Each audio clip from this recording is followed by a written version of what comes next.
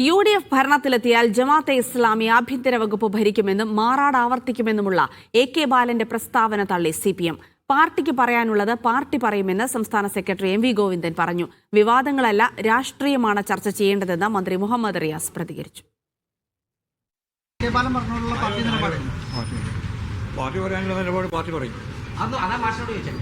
AK ബാലന്റെ പരാമർശത്തോടുള്ള CPM സംസ്ഥാന സെക്രട്ടറിയുടെ പ്രതികരണം ഇങ്ങനെ: പാർട്ടി സംസ്ഥാന കമ്മിറ്റി അംഗം NN കൃഷ്ണദാസും AK ബാലന്റെ പ്രസ്താവനയെ തള്ളി. CPM അങ്ങനെ ആലോചിച്ച് നിശ്ചയിച്ചിട്ടില്ല ഇങ്ങനത്തെ ഒരു നിലപാട്.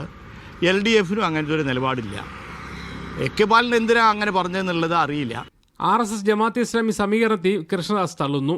IMS വ്യാഖ്യാനിച്ചിട്ടുണ്ട്. എത്ര മുസ്ലിം വർഗീയ സംഘടനകൾ പ്രവർത്തിച്ചാലും ഇന്ത്യ ഒരു ഇസ്ലാമിക രാഷ്ട്രമാക്കാൻ സാധിക്കും എന്ന് ഞങ്ങൾ വിശ്വസിക്കുന്നില്ല. എന്നാൽ ഇന്ത്യ രാജ്യത്ത് RSSന്റെ പ്രവർത്തനം കൊണ്ട്, സംഘപരിവാറിൻ്റെ പ്രവർത്തനം കൊണ്ട് ഈ രാജ്യത്തെ ഒരു ഹിന്ദുത്വ വർഗീയ രാഷ്ട്രമാക്കാൻ സാധിക്കും. വിവാദങ്ങൾ മാറ്റിവെച്ച് രാഷ്ട്രീയവും വികസനവും ചർച്ചയാക്കാൻ മന്ത്രിമാരടക്കമുള്ളവർക്ക് CPM നിർദ്ദേശം നൽകിയതായാണ് വിവരം.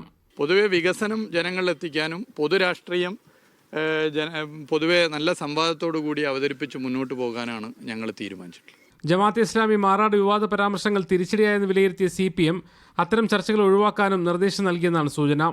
വിവിധ ബ്യൂറോകൾക്കൊപ്പം മീഡിയ 1 കോഴിക്കോട്.